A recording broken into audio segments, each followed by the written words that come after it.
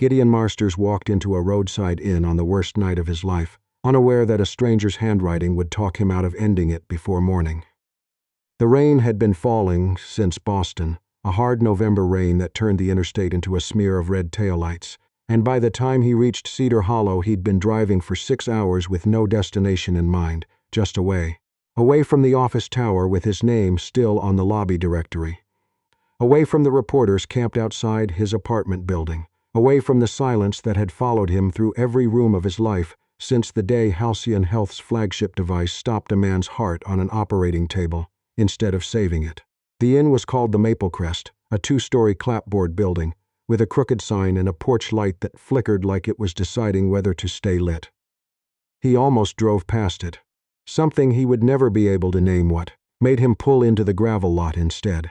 The woman behind the desk looked up when the bell over the door rang, and for a moment neither of them moved. She had the kind of face that hadn't learned to hide what it was thinking yet, and what it was thinking, watching him drip rainwater onto the reclaimed wood floor, was clearly concern. "Do you have a reservation?" she asked, recovering first. "I'm not sure," Gideon said. His voice came out rougher than he meant it to, like it hadn't been used in days, which it hadn't, not really, not for anything that mattered. "I called earlier." She waited, and when he didn't offer more she tried again gently. "What name should I check under?" He almost gave a false one. It would have been easy. 6 months of headlines had made him fluent in the impulse to disappear inside a stranger's name. But something about her patience, the way she wasn't rushing him even though the lobby clock read past 11, made him say it plainly. Marsters.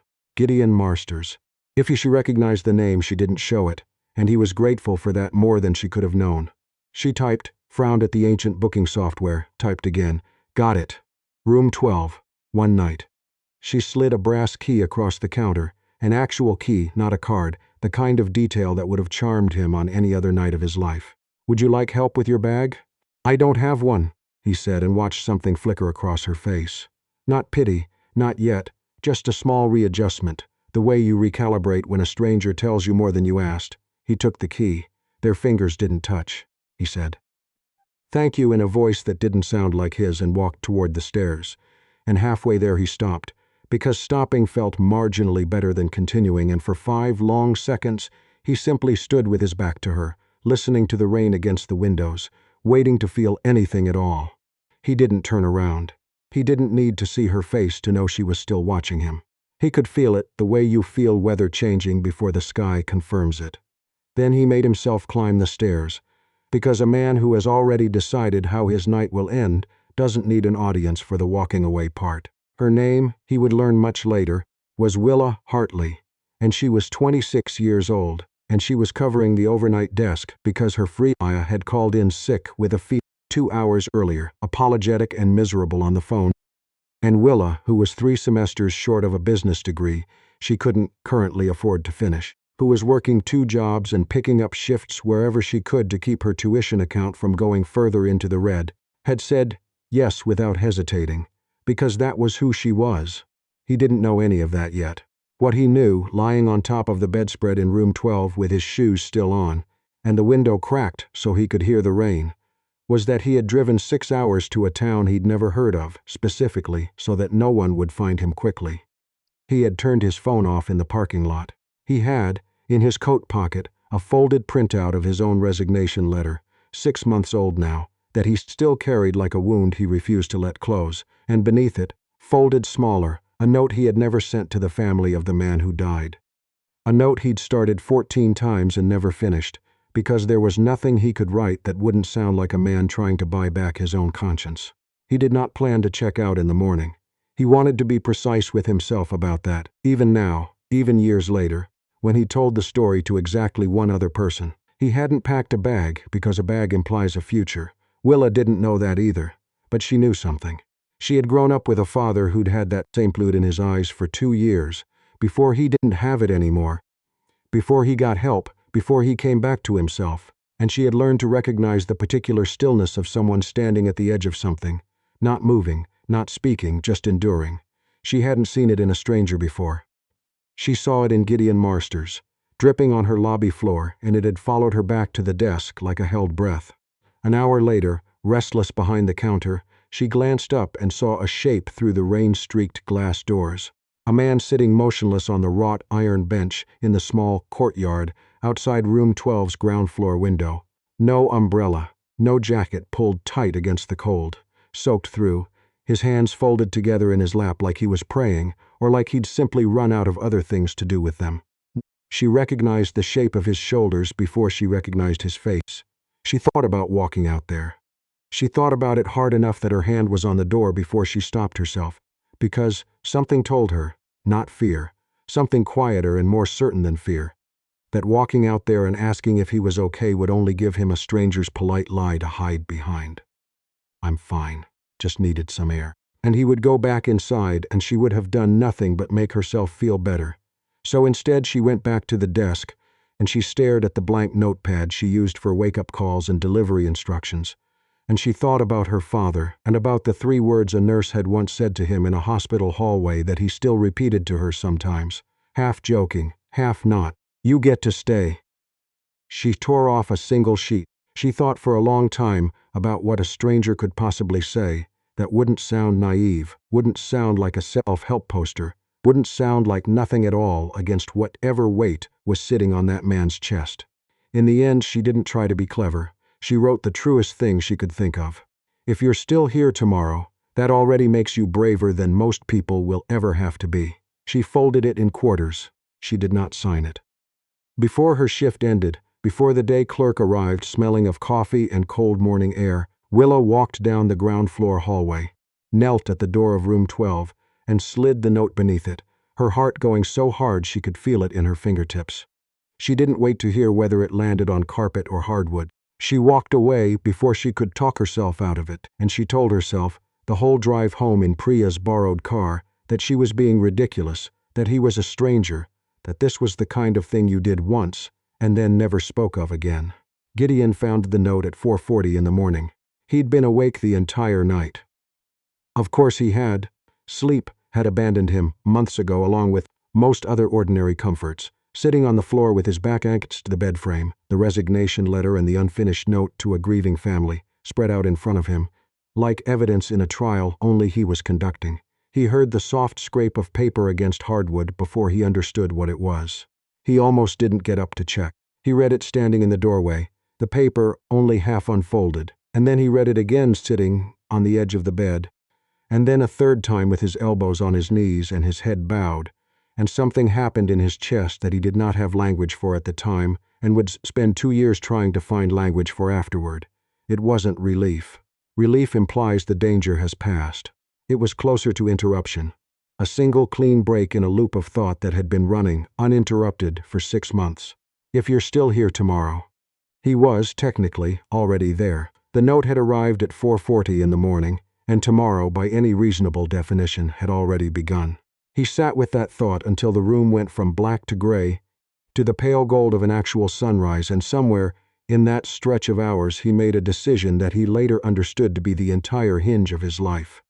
He was not going to be the kind of coward who let a stranger's kindness go unanswered by disappearing anyway. If a person he had never met could hand him something that steady in the middle of the worst night of his life, the least he owed the universe was one more day to see what he'd do with it. He ordered coffee from the inn's small kitchen. He checked out at 7, thanked the day clerk, not Willa, someone else entirely, and drove back toward Boston with the note in his coat pocket, folded now with a kind of reverence. And he did not, in that moment, know the name of the woman who had written it. He knew only that she worked the overnight desk, and that whoever she was, he intended to find out. It took him 3 weeks to be ready to try. 3 weeks of therapy sessions he'd been avoiding for months. 3 weeks of finally returning from the board. 3 weeks of sitting across from investigators he'd hired himself to tear his own company's supply chain apart line by line until they found the truth. A defect buried 10 subcontracted layers deep in a third-party sensor module. Nothing to do with Halcyon's core science. Nothing his engineers could reasonably have caught in time, though he would spend the rest of his life believing they should have anyway. 3 weeks before he called the Maple Crest Inn and asked, as casually as a man who has rehearsed a sentence 40 times can manage, whether they might tell him who'd been working the front desk on the night of November the 14th. The innkeeper, an older man with a voice like gravel and no patience for mystery, was reluctant at first, until Gideon, badly, honestly, explained that the young woman on duty that night had left him a note that mattered more than he could easily say, and that he wanted, more than anything, the chance to thank her properly. "Willa," the man said finally. "Willa Hartley. She only fills in when Priya's out. Doesn't work here regular." It took another 2 weeks to track down a way to reach her that didn't feel like an ambush. A mutual contact, a careful email through Halcyon's HR department, an offer for an assistant director position on a new health outreach initiative he was building from the wreckage of his company's reputation, a position that existed. If he was honest with himself, because he had built it specifically so there would be a legitimate door for her to walk through. Willa almost deleted the email as spam. Her name was spelled correctly, though, and the message mentioned a personal referral, and when she called the number listed, a cheerful woman named Renee confirmed that yes, Halcyon Health's executive office was expecting her call, and yes, someone had specifically requested she be considered. "I never applied for anything," Willa said, standing in the break room of the diner where she was 2 hours into a double shift. "You were referred," Renee said. "The person asked to stay anonymous for now, but I promise you, Ms. Hartley, this is a real opportunity." 3 days later, in the only blazer she owned that didn't have a coffee stain on the cuff, Willa Hartley walked into the glass-style lobby of Halcyon Health's headquarters and was escorted to the top floor and stepped into an office flooded with November light and saw a man standing with his back to her, looking out over the skyline.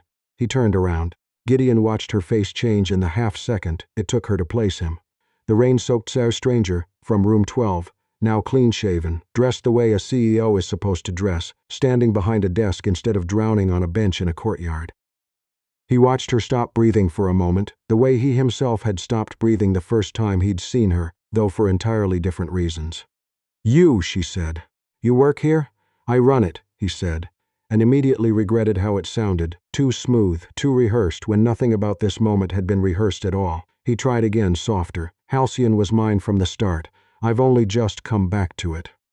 "I don't understand." He reached into his jacket and drew out the note, worn soft at its folds now, water-stained in a way that had become permanent. He didn't hand it to her right away. He held it like it was something that had kept him alive, because it had. "I kept it," he said. "I read it maybe a dozen times that morning, and then I got up, and I packed nothing, because I had nothing to pack, and I drove home, not because I felt better. I want to be honest with you. I didn't feel better, but because someone I'd never met had gone out of her way to tell me I was allowed to still be here. I couldn't waste that. Not after someone had bothered to say it." Willa's eyes went to the note and stayed there. "I didn't know," she said quietly. "I mean, I suspected something. But I didn't know how bad it was. I hadn't planned on checking out," he said. It was the first time he'd said the sentence out loud to anyone but his therapist. "I want you to understand what that note actually did. It wasn't a nice gesture. It was the only voice in that building that didn't sound like judgment. Everyone else in my life that month sounded like judgment, including me." She was quiet for a long moment, and he let her be quiet because he'd learned, over 3 weeks of hard internal work, the value of not filling every silence with his own need to be forgiven. "This position," he said finally, gesturing to the office, to the folder waiting on the desk with her name already typed on the tab, "is yours if you want it. Not as a thank you. Not as a debt I'm settling. I built this outreach division because after everything that happened here, I wanted Halcyon to be something worth the name again, and I know, you'd be good at building that with me. But I needed you to know why I asked. You deserve the real reason, not a version I made easier to hear."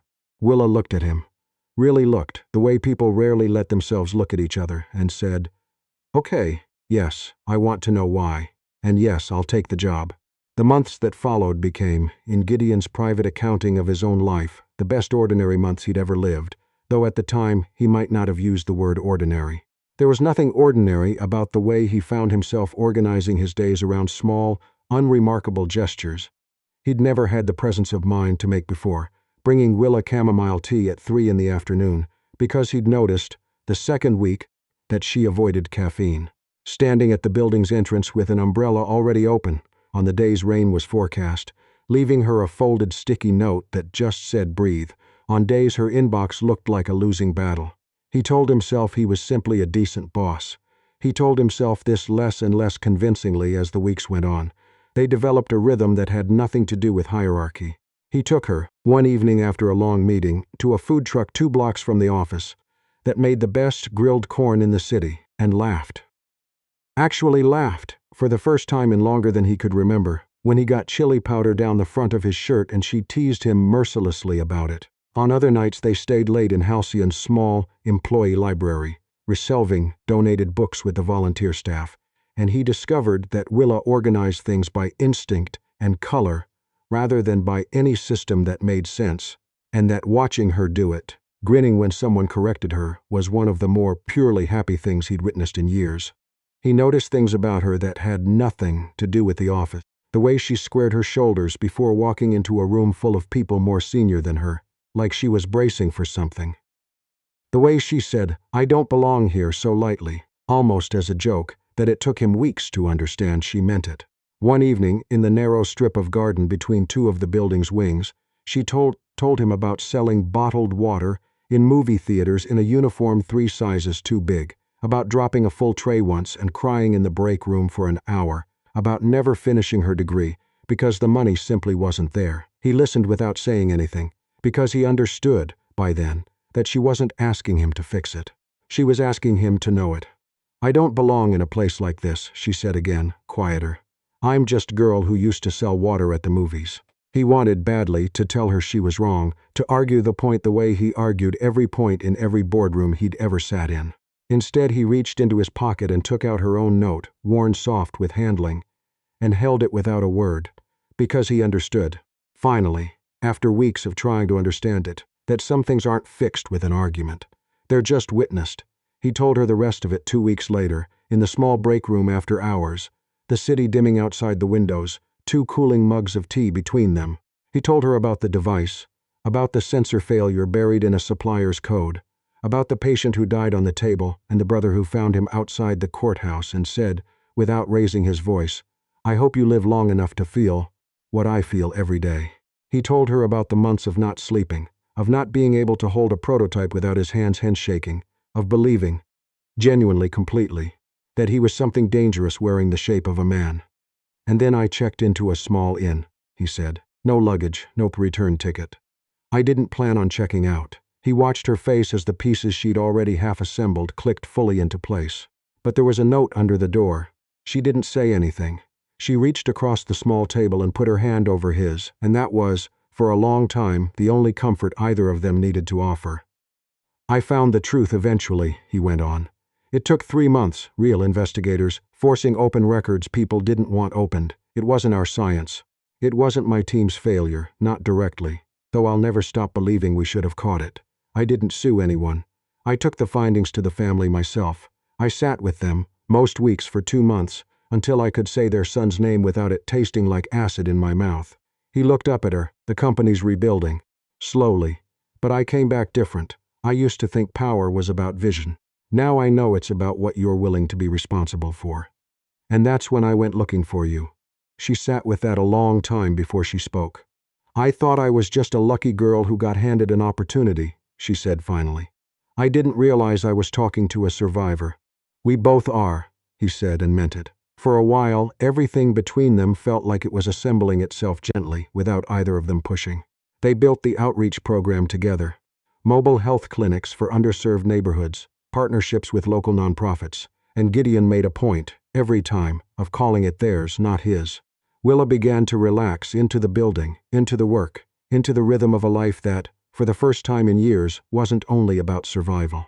But the fear crept in anyway, the way fear does, quietly between compliments and kindnesses, in the reflection she caught of herself in the elevator's glass walls. Do I actually belong here, or am I just passing through someone else's world? It came to a head at a formal donor dinner in early spring. Willa wore a simple dark green dress borrowed from a co-worker, her hair pinned back with hands that wouldn't quite stop trembling, and she was doing fine, better than fine, until she passed 2 of Halcyon's senior directors near the dessert table. "Nice of Marsters to bring his little project along tonight," one of them said, not quite quietly enough, with the particular smirk of who has never once had to worry about his own seat at any table. "I suppose when you save the boss's life, it buys you an invitation.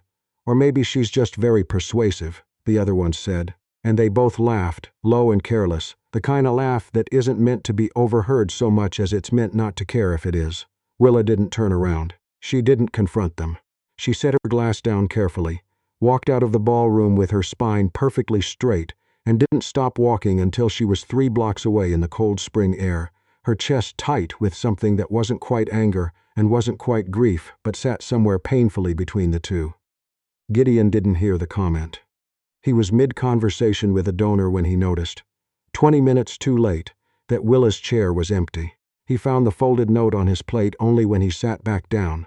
She had come back briefly, just long enough to leave it, and left again before he could catch her eye. You gave me a reason to stay alive. Now I need to figure out how to stay myself. He read it 3 times, the way he'd read her first note 3 years. No, months, though it felt like years, and understood with a clarity that surprised him that this note was not a rejection. It was a request for room to grow into the life he'd handed her, instead of simply occupying it. She handed in her leave request the following Monday, before the office filled with noise, a simple envelope on his desk with her badge coiled neatly beside it like a ribbon. It wasn't a resignation. It was, the letter explained, an indefinite leave. Not an escape from him, but a walk she needed to take on her own legs before she let herself believe any of what had happened between them was real. Thank you for believing in me before I believed in myself, but I have to walk the next part of this on my own. He didn't call her. He wanted to. Every instinct he had, the same instincts that had once made him rebuild an entire supply chain from the ground up, rather than accept an easy answer, wanted to fix this, to argue his way back into her life. Instead, he did the harder thing. He let her go. Willa spent the next 1.5 years rebuilding herself with a stubbornness that would have made her father proud. She enrolled in night classes, business communications, nonprofit management, the credits she'd never been able to afford before. She tutored children in the mornings, did freelance data entry in the afternoons, sat in lecture halls until 10 at night, and came home to a 1-room apartment with no elevator and no balcony but a lease with only her own name on it. Gideon offered, quietly, through intermediaries, to help. A scholarship, a connection, anything. She declined every time, not out of pride but out of something closer to self-respect. She didn't want to be built by someone else's generosity. She wanted, when she came back to him, if she came back to him, to come back whole. They stayed in touch in small ways, not declarations, fragments. Had to give a 5-minute pitch today. Didn't faint. Tried that ramen place. Needs more garlic, 7 out of 10. Found a word today that means healing in progress. I'll tell you sometime. It wasn't romance in any traditional sense, but it was something sturdier than romance. A thread that neither of them was willing to let snap, even from a distance. Gideon threw himself into the harder, slower work of proving to himself that what he'd built with her wasn't only born of crisis. He mentored young founders in ethics and responsibility, the kind of work that didn't make headlines, but that he privately considered his real penance. He kept her second note in his wallet beside the first, and some nights, alone in an apartment that had never quite stopped feeling temporary, he read them both and reminded himself that some things are worth being patient for. Almost 2 years to the day after she'd left, Willa Hartley stood in front of a packed community auditorium being honored for the literacy and healthcare access network she'd built from one borrowed classroom and a stack of donated books into a program now serving hundreds of women across the state. Her voice, once uncertain, carried across the room without a single tremor. Gideon sat in the back row, away from the reserved seats up front, in a plain gray suit, his hair a little longer than it used to be, a touch of silver starting at his temples that hadn't been there the last time she'd seen him up close. He hadn't asked to be announced.